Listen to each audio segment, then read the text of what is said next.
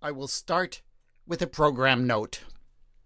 The Bible story that I tell in this episode does contain an explicit sex scene. I do not describe it in detail, but I don't gloss over it either. Please be aware.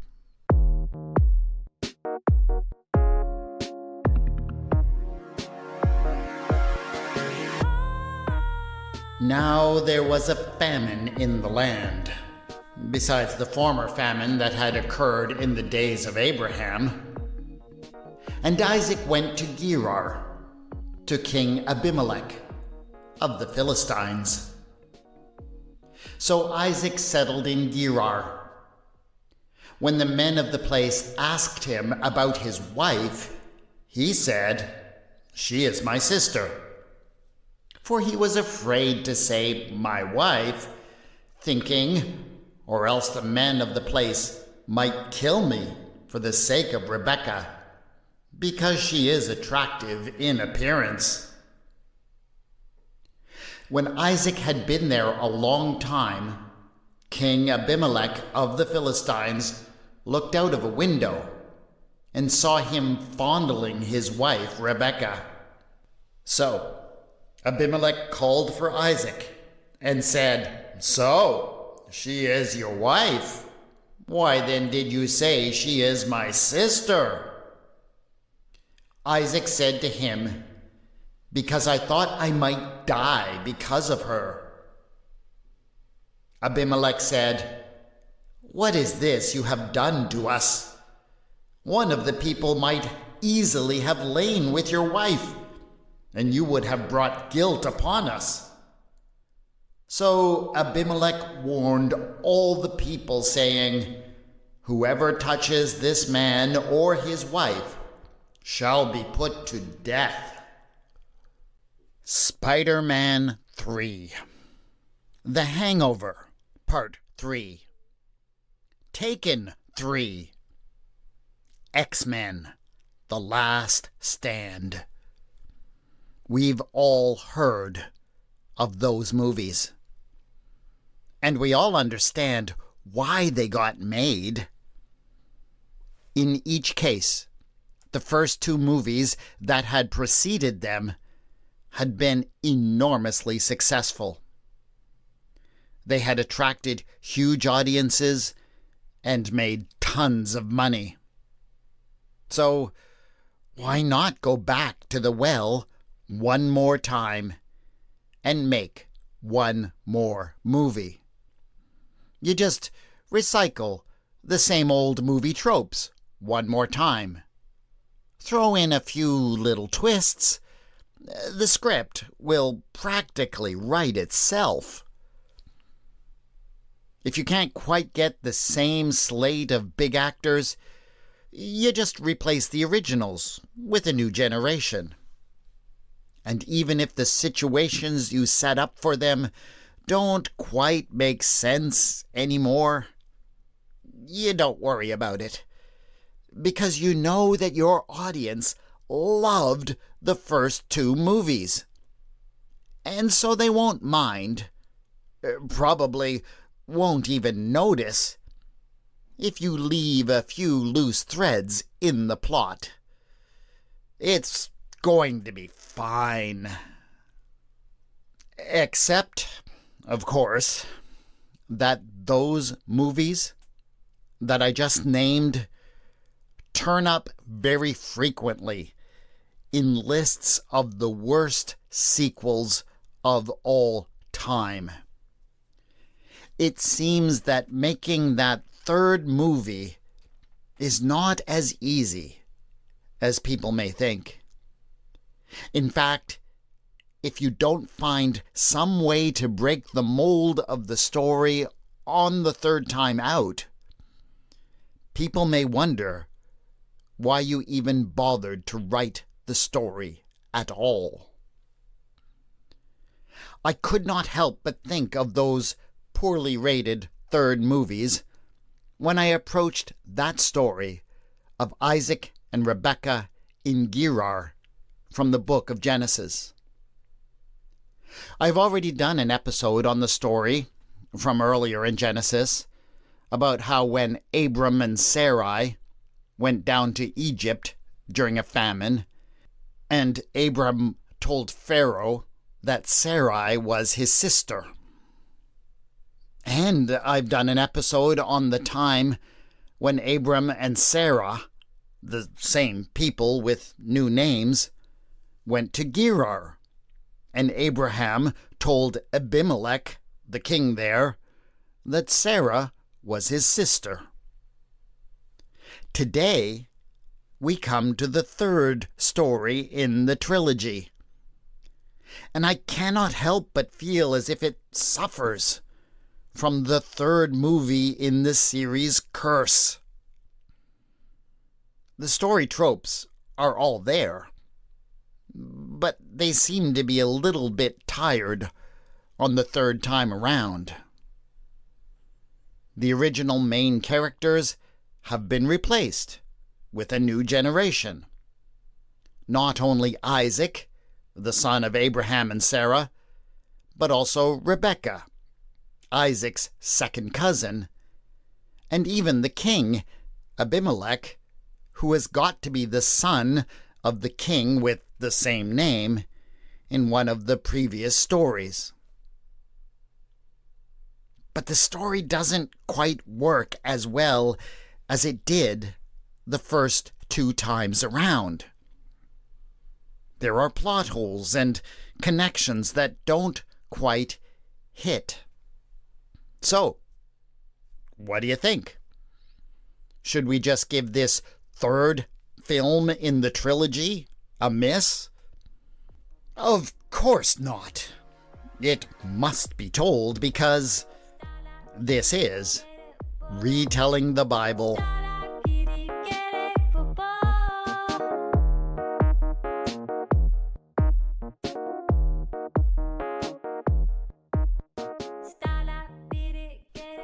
Episode 8.20 Wife Sister Switch 3.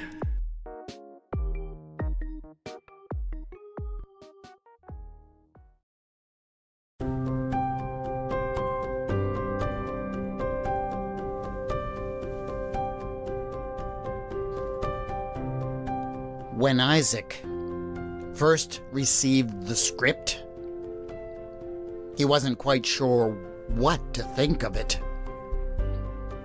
On the one hand, he was pleased to be getting any work as a main character at all. Everything that he had been offered in this whole Bible project so far had cast him in such passive terms. He seemed to be little more than a non-playable character that things happened to. There was the story about how his big brother, Ishmael, had mistreated him. And then the one where his own father had taken him up the mountain and attempted to sacrifice him. There was even a story about how somebody else found a wife for him. In this whole thing, he had barely had any lines and taken no initiative. He was hungering to play a real, substantial role. "But look at this drivel they've written," he complained to Rebekah as he flipped through it.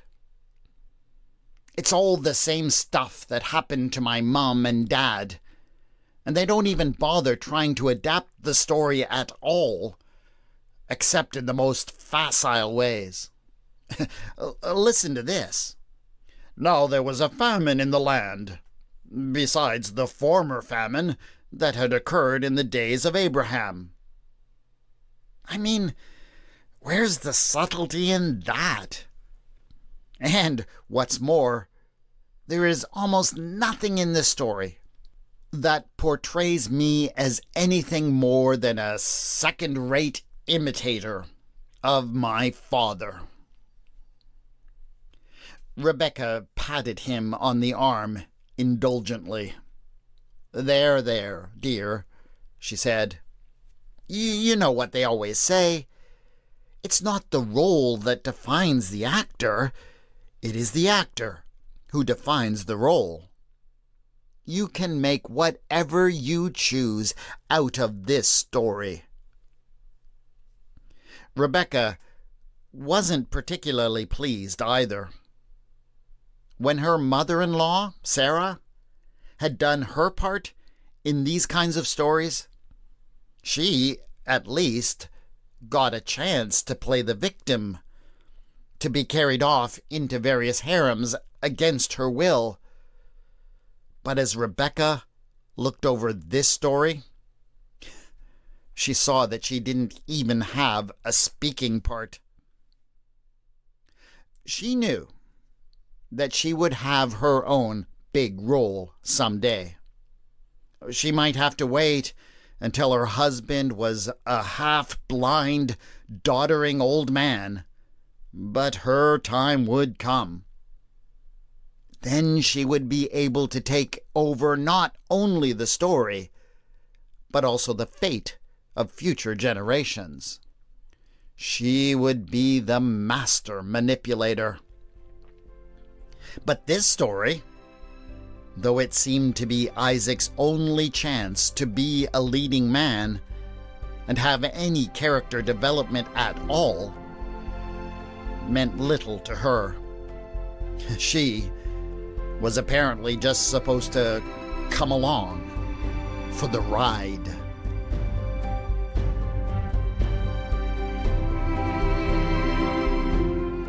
So the famine came, and Isaac and Rebekah, following the same pattern that had been established in the previous parts of the franchise, headed off towards Egypt. That was, after all, where the most memorable previous story had been set. But even as they headed off down the coastal highway towards the land of the pharaohs, the director called for a complete rewrite of the script. Let's hold off on replaying the theme of going down to Egypt during a famine, God shouted through the bullhorn. I'm playing around with the idea of turning that into a major new storyline, but it's not quite ready yet. I'm thinking of making something more epic out of it, like a mini-series with many parts. We're not there yet, and so let's just do a remake of the most recent story and turn aside and go to Gerar instead. Okay? Isaac knew that this rewrite didn't make too much sense. If there was a famine in Canaan, going to Egypt might be understandable. The periodic flooding of the Nile Valley provided a certain agricultural predictability. But what would be the point of just going down to Gerar on the coastal plain? It had not been because of a famine that Abraham had gone there. Already this approach of trying to draw on the most popular elements of the previous stories seemed to be creating plot holes. What's more, Isaac, who had grown up with his mother's stories of the pyramids and the wonders of the pharaoh's harem in Egypt, was nowhere near as psyched about going to Gerar. Sarah had spoken little about her time there, and almost seemed to feel a bit sorry for the king, Abimelech, she had spent time with, though she didn't explain why. But there really wasn't anything that he could do about the rewrite, and so he directed his mule train towards Gerar.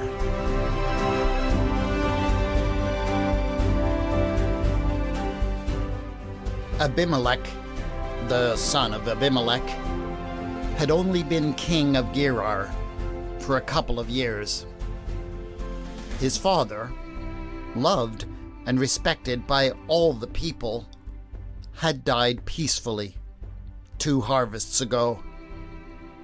And Abimelech II knew very well that he had some big sandals to fill. He had always been a wise and dutiful son, and knowing that his day to rule would come in time, he had set about to learn everything that he could.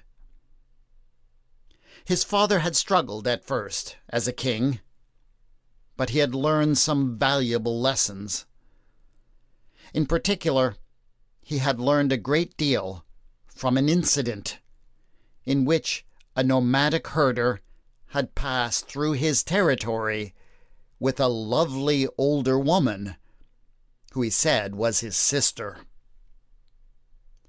Driven by the expectations that people around him had put upon him, Abimelech I had taken that sister and brought her into his harem. Things had not gone well at all, and they had turned out badly, mostly because she was actually the herdsman's wife. Abimelech's father never forgot what he had learned as a result of that embarrassing incident, and he had attempted to pass his wisdom down to his son. One of the clearest parts of the message that his son had absorbed had been simply this: if some nomadic herder shows up in your land with a woman that he calls sister, don't take the bait. Leave the woman alone.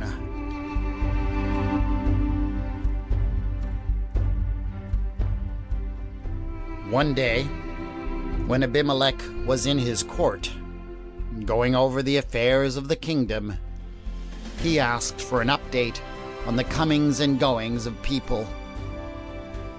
When he heard of the arrival of a herder from the Canaanite hills, his interest was immediately piqued.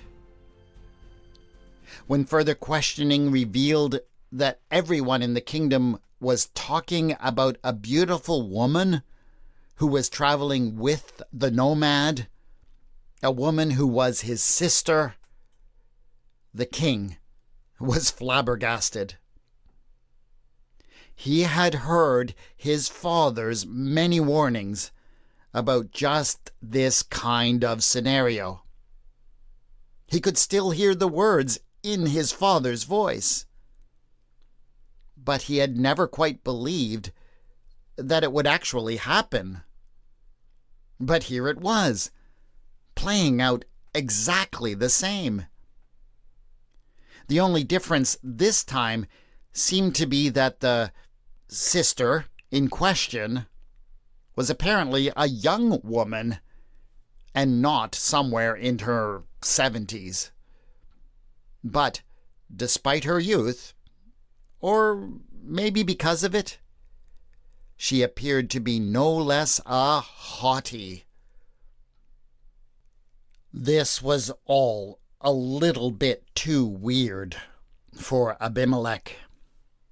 The men who attended him started talking about how the king should bring her to the court and just start kissing her, because when you're a king, they let you do it. You can do anything. But Abimelech, with a sudden sense of alarm, quickly shut them down before they started to say something about him grabbing her by the... well, let's just say before that kind of locker room talk got out of hand. He had a bad feeling about this whole situation. He told them that he had no intentions of doing anything with the woman, no matter how beautiful, and warned them that they would be wise to follow his example. They didn't understand, of course, but they respected him enough to pledge that they would do as he said. Abimelech had his doubts about his men, so he decided that he would keep an eye on this herder, Isaac, and his so-called sister.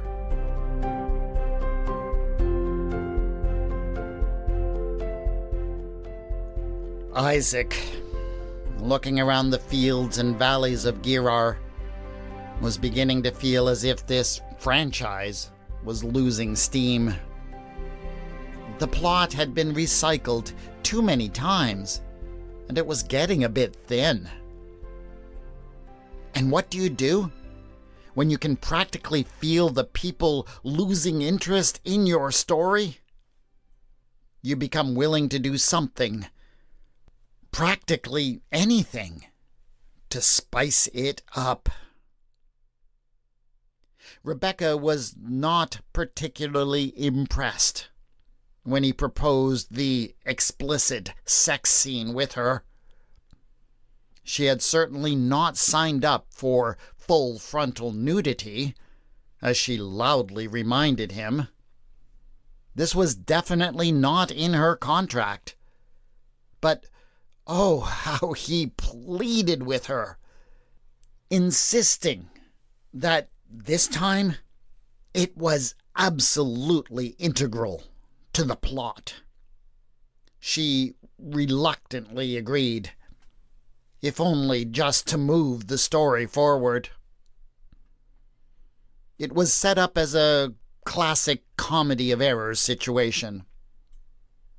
Isaac knew, of course, that if he was going to keep up the pretense that his wife was his sister, he would have to resist his natural urges. But the fact of the matter was that he was incredibly horny for Rebekah. It may have had something to do with some unresolved trauma that he still carried around from the time that his father tied him up and held a knife to his throat.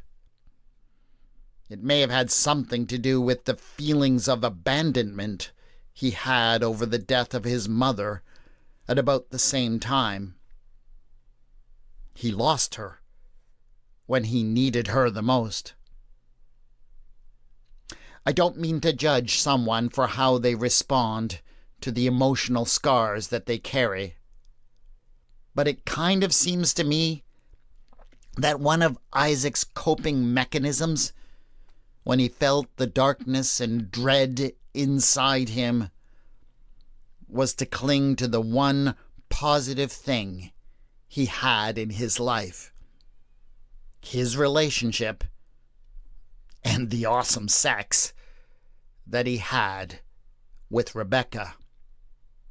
So it was like he just couldn't help himself. As time went by, he kind of lost control and started behaving in some very risque ways, even when they were not strictly in private.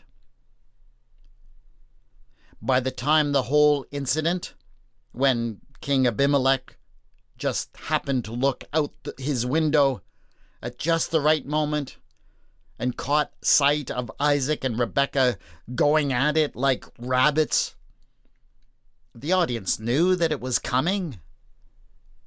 Instead of something bold and innovative, it almost seemed a bit stale. Sure, the ridiculousness of the situation got a few laughs, and the R rating that it gained the story probably titillated a few people. But this innovation in the plot was not what was going to make anyone say that this was their favorite story in the trilogy.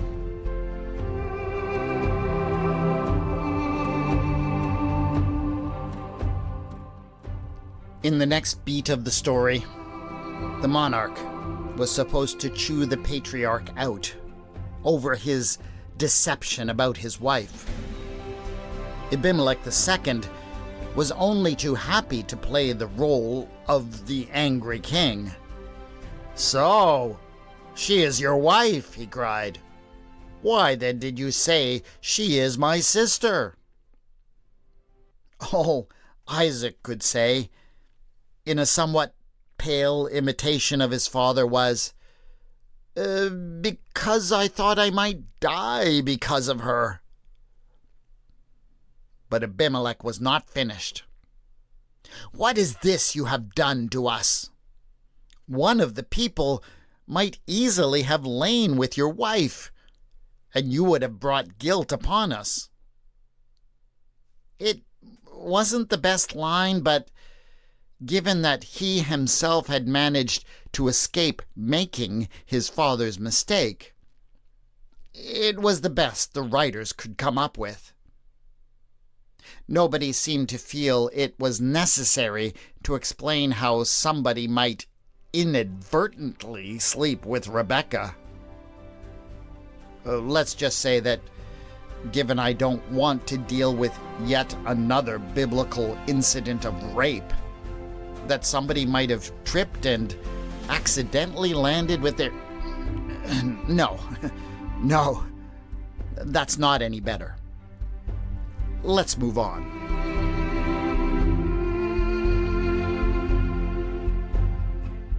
In both of the previous versions of the story, it had always ended with an account of how the patriarch prospered from the whole affair.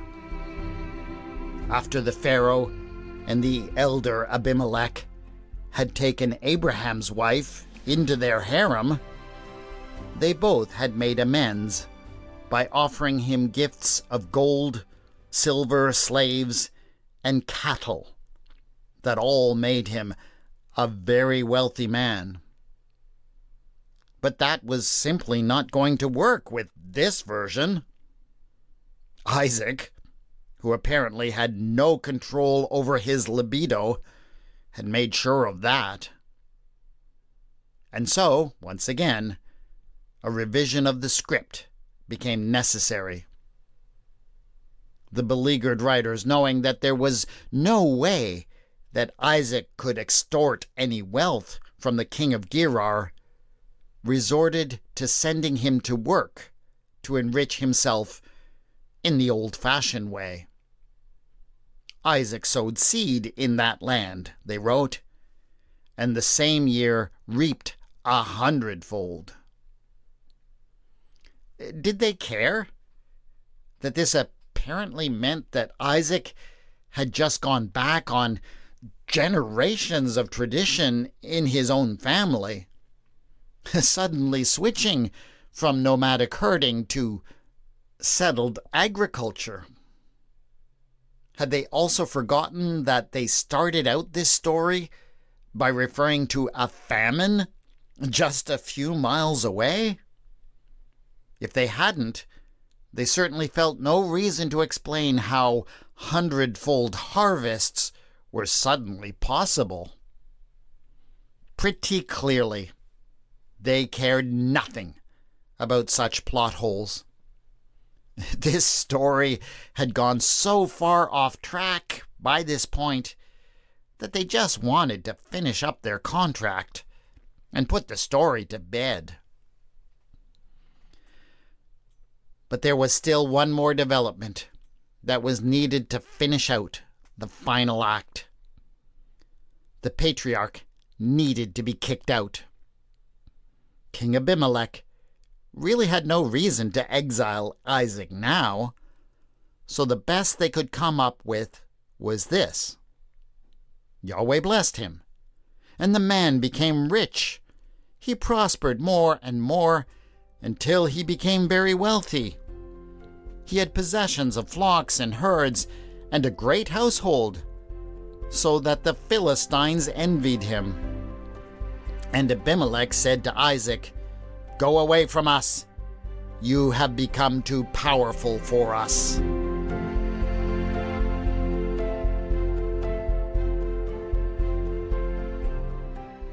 As Isaac and Rebekah packed up to leave. They tried to make sense of the strange ending of this tale. Philistines? Isaac kept asking. Why does everyone keep going on about the Philistines being upset with me? There aren't any Philistines living in this area. They aren't even supposed to show up around here for... He flipped through the show's Bible. They aren't supposed to show up around here for centuries. And my parents certainly made no mention of them being here in the last story. Rebekah tried to explain it. Well, you know what writers are like. They understand that everybody loves a good villain. And so sometimes they are in a little bit of a hurry to introduce one. Why, I predict that someday someone will be making the third movie in a Spider-Man series, for example, and they'll decide to introduce a villain called Venom. But since they'll just be doing it for the ratings, they won't even think through any sort of character development. Well, replied Isaac, that's just bad writing. Why, that would almost be as bad as if someone tried to introduce Deadpool as a side character in a story about the origins of Wolverine. I know, Isaac, sighed Rebekah. But when studios are only focused on churning out sequels to make lots of money, those are the kinds of mistakes that just slip through. And with that, the two of them simply turned and stared directly into the camera for a few moments as the screen faded to black.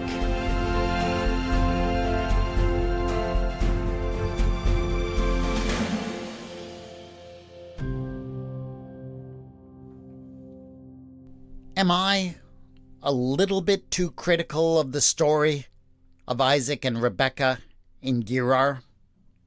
Well, I will admit that perhaps I am. But I've got to say that as someone who has really dug into the first and second stories in the franchise, I think it's a little bit hard to come away from the third one without being a little bit jaded. It gets a little bit hard to see this as anything but an example of somebody who just mashed the two previous stories together without thinking through the plot, and who ended up leaving a bunch of holes in the story. It does just come across as a slapdash effort to create a story in which Isaac could actually play an active role. There is one unique element in this story, though, that I don't want people to miss. The explicit sex scene, and yes, that is what it is, though it has often been toned down by translators, between Isaac and Rebekah is unique. I don't believe there's anything like it, outside of the Song of Songs and possibly the Book of Ruth. Intimacy between a man and a woman, often glossed over in Hebrew as a man knew his wife, doesn't seem to be something that the Bible wants to dwell on. So I think it ought to be celebrated when we find it here. Though you all know my deep love for biblical narrative, this is what I am able to come up with for this one. But hey, I'd love to hear somebody else tell it in a way that makes it a compelling story all on its own. So if you got one, I'd love to hear it and maybe even post it on my feed if you're willing to share it. That is it for this episode of Retelling the Bible. Please subscribe so you can get the next episode in 2 weeks' time. And please rate and review wherever you download your podcasts. The theme music for the podcast is Ada by Kevin MacLeod, and the mood music for this episode was World in Motion by Sasha End. The music is licensed in the Creative Commons and can be found at incompetech.com and at filmmusic.io, respectively. You can contact me on twitter.com at Retelling Bible and on the Facebook page, Retelling the Bible. Show notes for this episode have been posted at retellingthebible.wordpress.com. Thanks once again to my awesome Patreon supporters whose support does mean so much to me. Go to patreon.com/retellingthebible to support this podcast. This is Retelling the Bible, and I have been your storyteller, W. Scott McCandless.